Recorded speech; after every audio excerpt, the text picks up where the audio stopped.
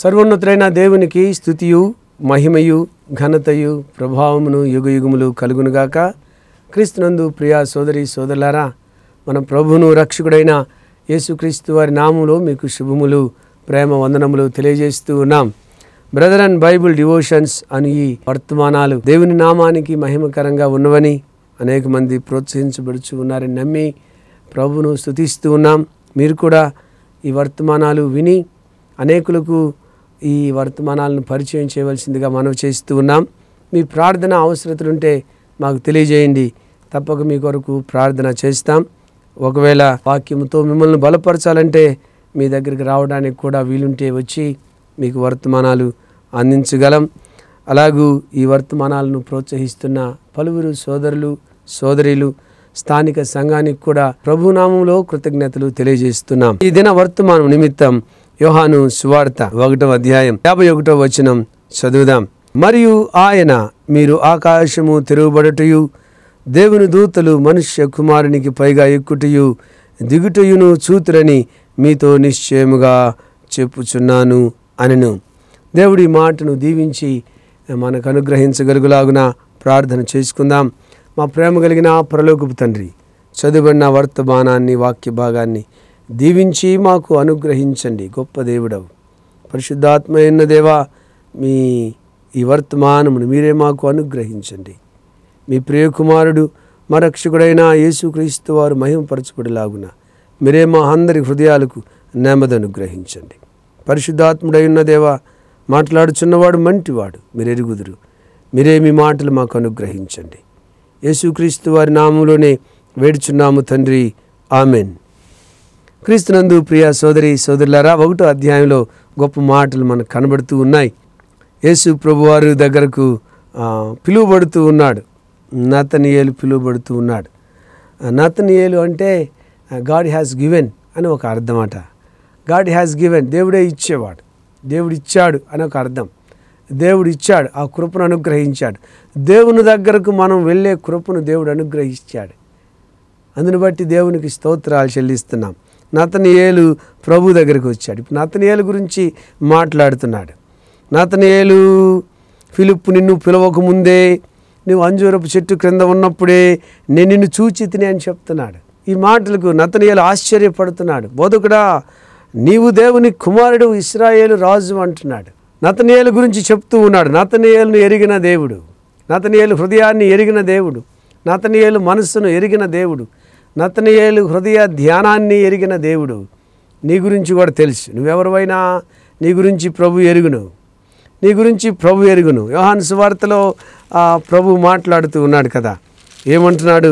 నేను నా గొర్రెలను ఎరుగుదును, నేను నా గొర్రెలను ఎరుగుదును, నా గొర్రెలు నన్ను ఎరుగునని ప్రభు మాట్లాడుతున్నాడు. దేవుడు మనను ఎరుగును, మన విషయాలన్నీ దేవుడు ఎరుగును, మన ఇబ్బందులు ఎరుగును. యోహాను సువార్త 10వ అధ్యాయం 15వ వచనంలో, తండ్రి నన్ను ఎలాగ ఎరుగునో, నేను తండ్రిని ఎలాగ ఎరుగుదునో అలాగు నేను నా గొర్రెలను ఎరుగుదును, నా గొర్రెలు నన్ను ఎరుగును, మరియు గొర్రెల కొరకు నా ప్రాణము పెట్టుచున్నాను. నేను ఎరుగుదును, నా గొర్రెలు కూడా నన్ను ఎరుగును అని చెప్తున్నాయి. నతనీయేలు ఎరిగాడు కదా, దేవుని గురించి తెలుసుకున్నాడు. నతనీయేలు దేవుణ్ణి తెలుసుకున్నాడు. నువ్వు ఇశ్రాయేలు రాజు, నువ్వు దేవుని కుమారుడవు, పరలోకం నుంచి మా కొరకు పంపబడిన దేవుని కుమారుడవు నీవే అని తెలుసుకున్నాడు నతనీయేలు. He could know that Jesus is the saviour.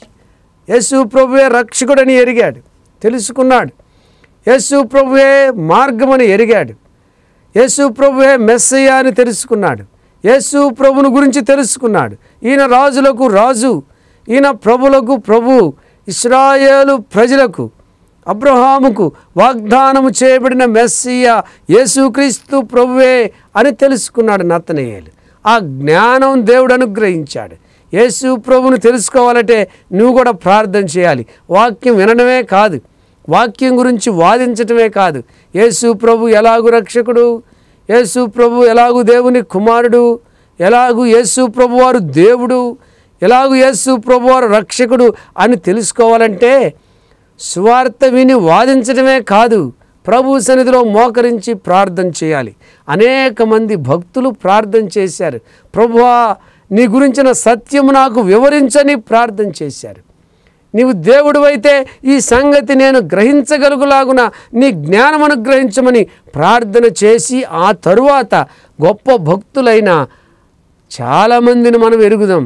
నీవు కూడా ప్రార్థన చేయాలి. తల్లితో వాదించేవారు ఉన్నారు, తండ్రితో వాదించేవారు ఉన్నారు, స్వార్థికులతో వాదించేవారు ఉన్నారు, దైవజనులతో వాదించేవారు ఉన్నారు. సత్యాన్ని గ్రహించాలంటే సత్యాన్ని ధ్యానం చేయడమే కాదు, సత్యము గురించి పరిశుద్ధాత్మ దేవుడు హృదయాలకు స్పష్టమైన మార్గం, స్పష్టమైన విధానం, స్పష్టమైన దర్శనం ఇవ్వగలుగులాగున ఆయన సన్నిధిలో మోకరించాలి. నతనయేలు అంటున్నాడు, నజరేతులో నుండి ఏదైనా మంచిది రాగలదా అన్నాడు. యేసు ప్రభువారిని గురించి నజరేయుడైన యేసు అని అంటూ ఉన్నారు. కానీ ఆయన బెత్లెహేములో జన్మించాడన్న సంగతి ఇంకా తెలుసుకోలేదు నతనయేలు. కొన్నిసార్లు ప్రభువును గురించిన వేరే వేరే వాదనలు ఉంటాయి, రకరకాల వాదనలు ఉంటాయి. కానీ ఆయన తెలుసుకుంటే, సంపూర్ణంగా తెలుసుకుంటే, ఇప్పుడు నతనయేలు తెలుసుకుంటున్నాడు. తన గురించి సంపూర్ణంగా తెలిసిన ప్రభువును తెలుసుకున్నాడు. యేసు ప్రభువారు ఎలాంటి వాడో ఇప్పుడు తెలుసుకుంటున్నాడు. తన గురించి సర్వము తెలుసుకున్న దేవుడు, సర్వము గ్రహించగలిగిన దేవుడు అన్న విషయం గ్రహించిన తర్వాత అంటున్నాడు, బోధకుడా, నువ్వు బోధకుడివి. నువ్వు ఎలాంటి బోధకుడు అంటే పరము నుంచి ఈ లోకానికి దిగి వచ్చిన బోధకుడివి. ఒకరోజు ఒక యువ అధికారి కూడా వచ్చి సద్బోధకుడా అన్నాడు అని ఇప్పుడు మరలా వెనక్కి వెళ్ళిపోతున్నాడు.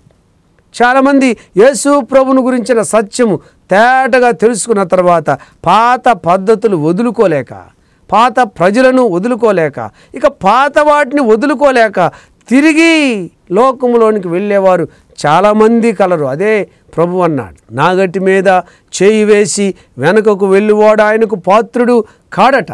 పాత్రులుగా ఉండాలంటే ముందుకే వెళ్ళాలి. నతనయేలు తెలుసుకున్నాడు. నతనయేలు అర్థం గాడ్ హ్యాస్ గివెన్, ఆ కృప అనుగ్రహించబడింది. నీకు అనుగ్రహించబడిందా? క్రీస్తు ప్రభువారి యందు విశ్వాసం ఉంచే కృప, పరలోకం నుంచి మన కొరకు ఇవ్వబడిన క్రీస్తు ప్రభువారిని మార్గంగా తెలుసుకునే కృప అనుగ్రహించబడిందా? ఆయన రక్తంలో కడుగబడే కృప, ఆయన గురించి తెలుసుకునే భాగ్యం అనుగ్రహించబడాలి. ఇప్పుడు అంటున్నాడు నతనయేలు, నీవు దేవుని కుమారుడు, ఇశ్రాయేలు రాజు, ఆయనే సద్బోధకుడు, ఆయనే పరలోకం నుంచి దిగి వచ్చినవాడు, పరలోకానికి ఎక్కి వెళ్ళగలిగిన వాడు ఆయనే రాజు.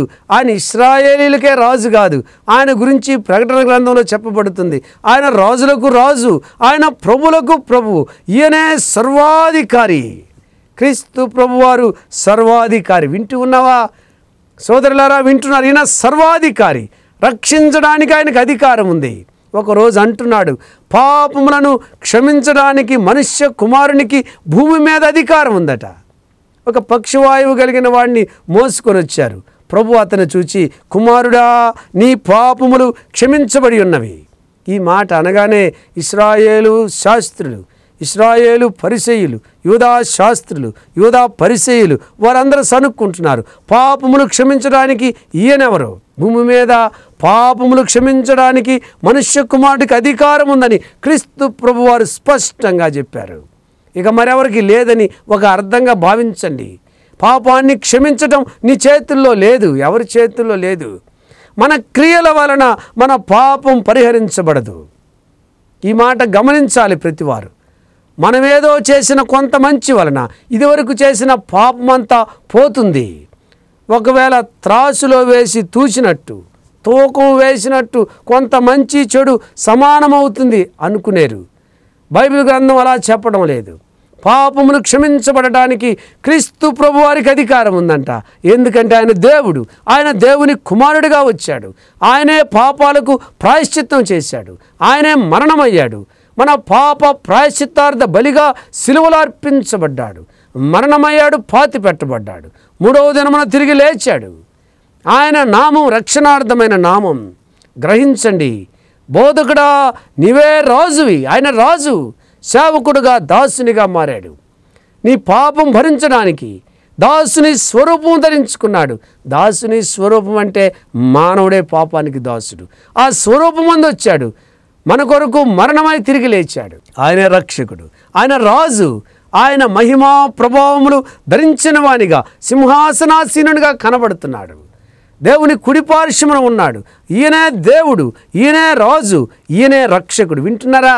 నీ పాపానికి ప్రాయశ్చిత్తం యేసు ప్రభువులో ఉంది. ఇప్పుడు మాట్లాడుతున్నాడు. ఈ ఒక్క సంగతే చాలామంది ఉద్యోగం వచ్చిందని, స్వస్థపడిందని, ఈయనొక్కటే ఇదొక్కటే చూచి రాజు ఈయనే దేవుడు అంటున్నారా? ఇప్పుడు మాట్లాడుతున్నాడు. 1వ అధ్యాయం 51వ వచనంలో క్రీస్తు ప్రభువారు చెప్తున్నాడు, వీటికంటే గొప్ప కార్యం ఉందట. మరియు ఆయన మీరు ఆకాశము తెరువబడటయు దేవుని దూతలు మనుష్య కుమారునికి పైగా ఎక్కుటయు దిగుటయు చూతురని. మనుష్య కుమారుడు ఉన్నాడట. మనుష్య కుమారుడు అంటే దేవుడు కన్యక గర్భమందు జన్మించాడు, నరునిగా జన్మించాడు, మనుష్యులకు కుమారుడిగా పిలువబడ్డాడు. అది మనుష్య కుమారుడు అంటే. అందరూ మనుష్య కుమారులు గారు, అందరూ మనుషులకు పుట్టినవారే మనుషుల కుమారులే. కానీ దేవుడు మనుష్యునిగా జన్మించాడు, స్త్రీ గర్భమున కన్యక గర్భమున జన్మించాడు. మనుష్య కుమారుడు అంటే క్రీస్తు ప్రభువారే. ఇప్పుడు మనుష్య కుమారునికి పైగా దేవుని దూతలు ఎక్కుచూ ఉన్నారట, దిగుచూ ఉన్నారట. ఒకరోజు యాకోబు అబద్ధం చెప్పి ఆశీర్వాదం కోసం పొరపాటుగా నేనే అన్నాడు అని చెప్పి, తర్వాత అన్న చంపాలని కీడు చేయాలని చూస్తున్నప్పుడు మామగారింటికి ప్రయాణమై పారిపోతూ ఉన్నాడు. రాత్రి అయింది, సాయంకాలం అయింది. ఒక బండ మీద పండుకున్నాడు, ఒక రాయిని తలగడగా చేసుకొని. ఇది ఒక మంచి పద్ధతి. ఆత్మీయంగా చూస్తే మనం విశ్రాంతి పొందాలంటే ఈ బండ క్రీస్తు ప్రభువే, ఈ బండ క్రీస్తు ప్రభువే, ఆయన మీదే మనం ఉండాలి. దావీదు మహారాజు అన్నాడు కదా, నా అడుగులు బండ మీద స్థిరపరిచాడట. జిగటగల దొంగ ఊబి నుండి ఎప్పటికైనా ఈ బండ మీదకి రావాలి. స్థిరంగా ఉండాలంటే ఇసుకలో స్థిరత్వం లేదు. ప్రభువారు చెప్పాడు, ఇసుక మీద కట్టబడిన ఇల్లు, బండ మీద కట్టబడిన ఇల్లు. వానలు వచ్చినప్పుడు, వరదలు వచ్చినప్పుడు ఏమొస్తాయి? తీర్పు వస్తుంది. అది నిలువబడదు. ఆ క్రియలు నిలువబడవు. ఈ లోకం నిలువబడదు, అది గతించిపోయేది. యేసు ప్రభువారే స్థిరమైన బండ. పాపంలో దిగబడిపోతుంది. కొంతమంది పాపంలో ఉంటారు, దానిలో సుఖం లేదు. అది నరకానికి తీసుకువెళ్ళే మార్గం, అది లోతైన గొయ్యి. జిగటగల దొంగ ఊపి నుండి ఆయన నన్ను పైకి లేవనెత్తి బండ మీద నా అడుగులు స్థిరపరిచాడు. ఆయన బండ మీద ఉంచాడు. యాకోబు ఒక బండ మీద పండుకుంటున్నాడు. ఇప్పుడు ఒక నిచ్చెన కనబడుతుంది. ఆ నిచ్చెన మీద దేవదూతలు ఎక్కుచూ ఉన్నారట, దిగుచూ ఉన్నారు. అయితే ఇప్పుడు ఈ నిచ్చెన ఎవరంటే యేసుక్రీస్తు ప్రభువారే. యోహాను సువార్త 1వ అధ్యాయం 50వ వచనంలో మీరు ఆకాశము తెరువబట్టయు దేవుని దూతలు మనుష్య కుమారునికి పైగా ఎక్కుటయు, మనుష్య కుమారునికి పైగా ఎక్కుతున్నారు. వింటున్నారా? మనుష్య కుమారునికి పైగా ఎక్కుతూ ఉన్నారట. ఎక్కడికి ఎక్కుతున్నారు? పరలోకానికి ఎక్కుతున్నారు. అక్కడి నుంచి దిగుచూ ఉన్నారట. చూడండి, 2-3 మాటలు చదువుకుందాం. 3వ అధ్యాయము యోహాను సువార్త 14వ వచనంలో, అరణ్యములో మోషే సర్పమును ఎలాగూ ఎత్తెనో ఆయన ఎత్తబడ్డాడు. మనుష్య కుమారుడు ఒకసారి ఎత్తబడ్డాడు. దేనికి ఎత్తబడ్డాడు? ఇశ్రాయేలు ప్రజలు అరణ్యంలో పాపం చేస్తూ ఉన్నప్పుడు, సనుగుతూ ఉన్నప్పుడు సర్పాలు వచ్చినాయి అట, కాటు వేసినాయి. వారందరూ చనిపోతున్నారు. దేవుడు మోషే ప్రార్థన ఆలకించి ఒక ఇత్తడి సర్పాన్ని చేయమన్నారు. ఇత్తడి తీర్పునకు సాదృశ్యంగా ఉంది. యేసు ప్రభువారు ఇత్తడి సర్పం సిలువలో వేలాడుతున్న యేసుక్రీస్తు ప్రభువారికి సాదృశ్యంగా ఉంది. యేసుక్రీస్తు ప్రభువారు మన పాపములన్నీ మీద వేసుకుని ఆయన పాపముగా చేయబడ్డాడు. ఆయన పాపము లేనివాడుగా ఉన్నాడు. ఆయన పరిశుద్ధుడే, కానీ మన కొరకు ఆయన పాపముగా చేయబడ్డాడని దేవుని గ్రంథంలో ఉంది. ఆయన ధనవంతుడై ఉండి మన కొరకు దరిద్రుడాయడట. ఆయనే ఆశీర్వాదం. యేసు ప్రభువారే ఆశీర్వాదం. సకల ఆశీర్వచన స్తోత్రములకు మించిన ఘనమైన నామము కలిగిన వాడు. ఆయన ఆశీర్వదించేవాడు. ఆయన శాపగ్రాహి వలె సిలువలో వ్రేలాడాడు. ఆయన ధర్మశాస్త్ర విషయంలో నిర్దోషిగా ఉన్నాడు, నిరపరాధిగా ఉన్నాడు. ఇదిగో ఈయన యందు ఏ దోషము కనబడటం లేదని తీర్పు వచ్చింది. కానీ అతిక్రమకారుల్లో ఒకనిగా ఎంచబడ్డాడట క్రీస్తు ప్రభువారు. గమనించండి, ఆయన ఎత్తబడ్డాడు. ఆయన వైపు చూస్తే, అరణ్యంలో ఇత్తడి సర్పం వైపు చూస్తే వారు చావకుండా బ్రతికారు. ఇప్పుడు బ్రతకాలంటే సిలువలో వేలాడుతున్న క్రీస్తు ప్రభువారిని చూడాలి. ఆయన చూస్తే నువ్వు బ్రతుకుతావు. నీ పాపం ఆయన గ్రహించాడు, నీ పాపం ఆయన భరించాడు. ఆయన రక్తధారలో కడగబడాలి. ఆయన వైపు ఎందరు చూస్తారో వారికి రక్షణ. బుదిగంతముల నివాసులారా నా వైపు చూసి రక్షణ పొందమన్నాడు. ఆయన వైపు చూస్తే రక్షణ, ఆయన వైపు చూస్తే వెలుగు. ఆయన ఎత్తబడ్డాడు. ఆయన వైపు చూస్తారా? మనుష్య కుమారుడు ఎత్తబడ్డాడు, నీ కొరకు ఎత్తబడ్డాడు. ఆయన వైపుగా చూస్తే రక్షణ. ఆయన మీద నుంచి మనం పరలోక రాజ్యం వెళ్తాం. దేవుని కుమారులు ఎక్కుటయు పరలోకానికి. పరలోకం వెళ్ళాలంటే సిలువే. యేసు ప్రభువారి సిలువ మరణం పునరుద్ధానమే శరణం మనకి. ఆయన తిరిగి లేచాడు. ఆయన మీదుగా పరలోక రాజ్యం వెళ్తాం. దేవుని దూతలు ఎక్కబడతారు. మనుష్య కుమారుడు క్రీస్తు ప్రభువారు. మరొక మాట ఉంది, నివాసాలు సిద్ధపరుస్తూ అపోస్తలుల కార్యంలో 1వ అధ్యాయంలో 11వ వచనంలో, మీ యొద్ద నుండి పరలోకమునకు చేర్చుకొనబడిన ఈ యేసే ఏ రీతిగా పరలోకమునకు వెళ్ళుట మీరు చూచితిరో ఆ రీతిగా ఆయన తిరిగి వచ్చునని వారితో చెప్పెను. ఇప్పుడట వారు చూచుచుండగా ఆయన ఆరోహణుడయ్యాడంట. ఆయన పైకి వెళ్ళాడు, ఆకాశంలోనికి ఆయన వెళ్ళిపోయాడు. యేసుక్రీస్తు ప్రభువారు పరలోకానికి ఆరోహణ అయ్యాడు. అక్కడ నివాసాలు సిద్ధపరుస్తున్నాడు. అక్కడ మన కొరకు ప్రార్థన చేస్తున్నాడు. ఆయన ఆరోహణ అయ్యాడు. మనుష్య కుమారుడు ఎత్తబడ్డాడు, చనిపోయి తిరిగి లేచి. ఒకసారి శిలువ మీద ఎత్తబడ్డాడు మన పాపాన్ని భరించి. మరొకసారి ఆయన మరణించి తిరిగి లేచి పరలోక రాజ్యానికే వెళ్ళాడు. పరలోకం నుండి దిగి వచ్చిన ఈ యేసు తిరిగి పరలోకానికి వెళ్తున్నాడు. మనకు నివాసాలు ఉన్నాయి పరలోకంలో. ఇక్కడ లిస్టులో మన పేరు లేదేమో, మరలా ఇంకొకసారి రాయించుకోమంటున్నారు, ఇంకొకసారి తిరిగి ఇస్తామంటున్నారు. మంచిదే, ఏ లిస్టులో ఉన్నా లేకపోయినా పరలోకపు లిస్టులో క్రీస్తు ప్రభువారు, ఆ లిస్టులో మన పేరు ఉండాలి. అక్కడ నివాసం ఉంది, అక్కడ సిద్ధపాటు ఉంది, అక్కడ కిరీటం ఉంది, అక్కడ బహుమానం ఉంది. ఆయన పరలోకానికి ఎత్తబడ్డాడు. ఇంకెవరు పరలోకానికి వెళ్ళలేరు కదా. 3వ అధ్యాయం 13వ వచనంలో, పరలోకము నుండి దిగి వచ్చిన వాడే అనగా పరలోకములో ఉండు మనుష్య కుమారుడే తప్ప పరలోకమునకు ఎక్కిపోయిన వాడు ఎవడనూ లేడు. ఇంకెవరు ఎక్కలేరు. కానీ ఇప్పుడు యేసుక్రీస్తు నామములో మనం పరలోకానికి వెళ్ళబోతున్నాం. ఆయన నామమందు పరలోకమున నివాసం ఉండబోతున్నాం.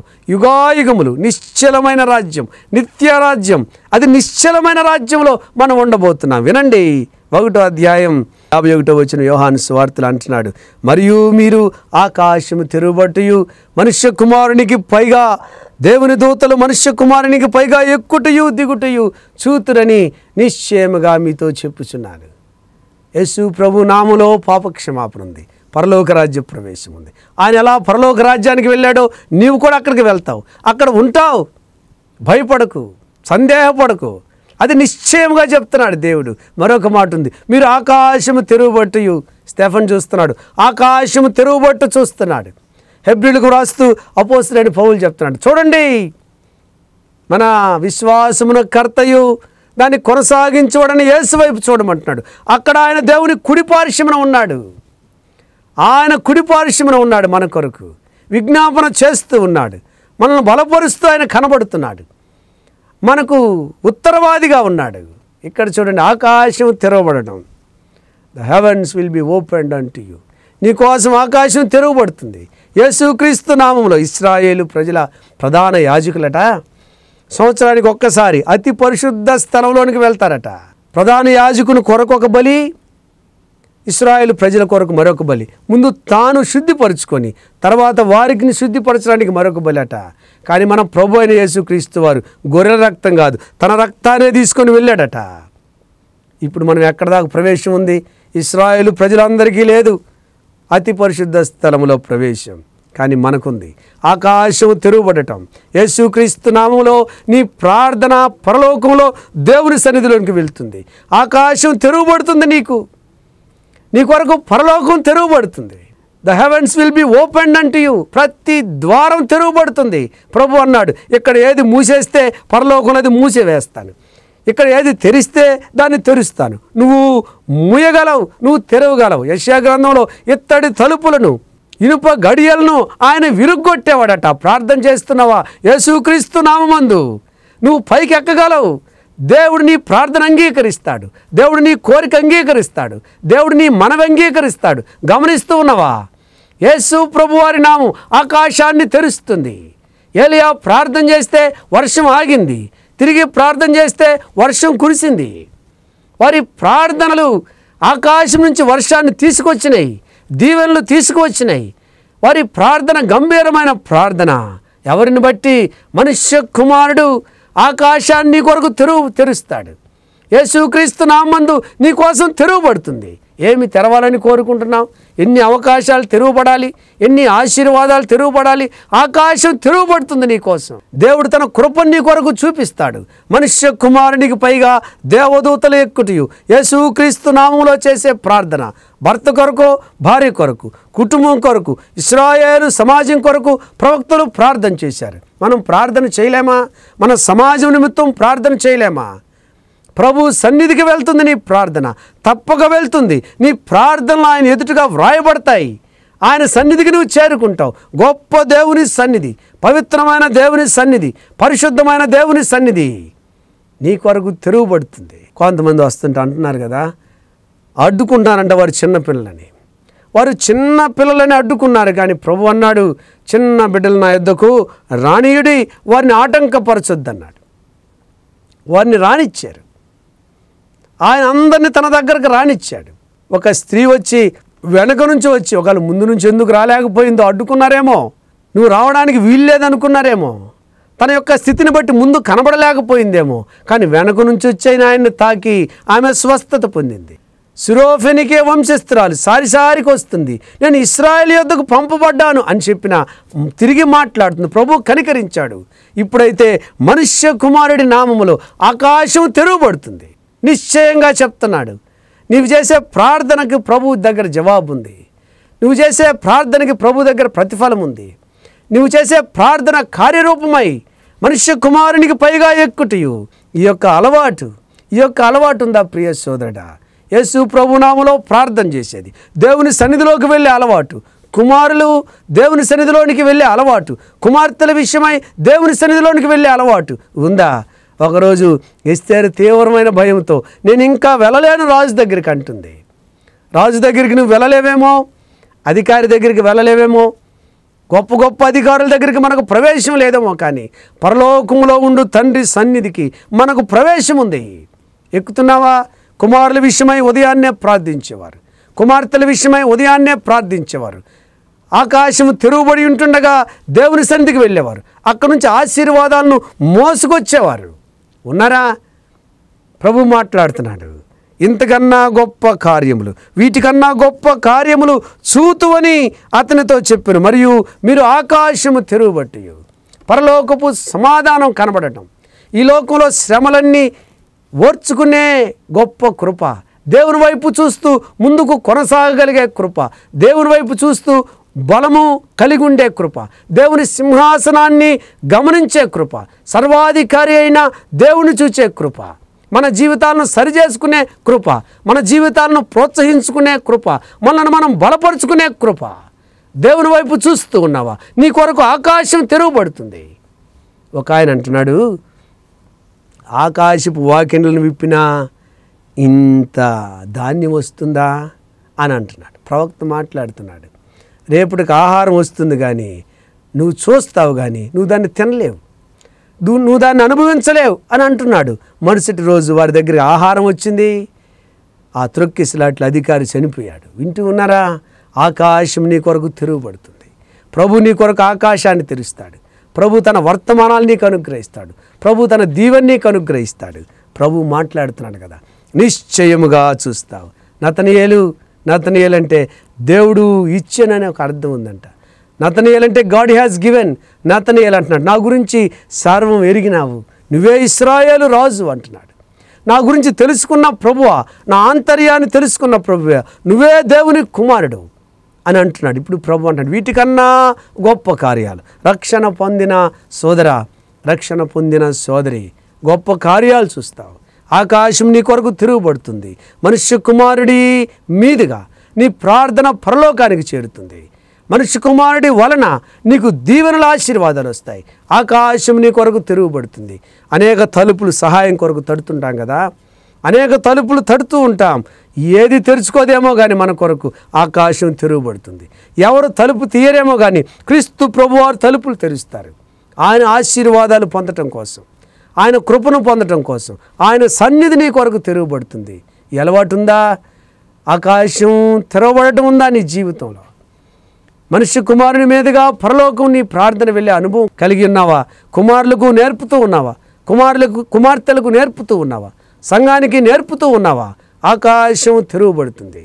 ఇంతకన్నా గొప్ప కార్యాలు, వీటికంటా గొప్ప కార్యాలు, ఆకాశం తెరువబడటం నువ్వు చూస్తావు నతనీయేలు. మనుష్య కుమారునికి పైగా దేవుని దూతలు ఎక్కుటయు దిగుటయు చూతువని నిశ్చయంగా చెప్తూ ఉన్నాను. ప్రియ సోదరులారా, ప్రియ సోదరులారా, మిమ్మల్ని ప్రోత్సహించడానికి దేవుడి వర్తమానం ఇచ్చాడు.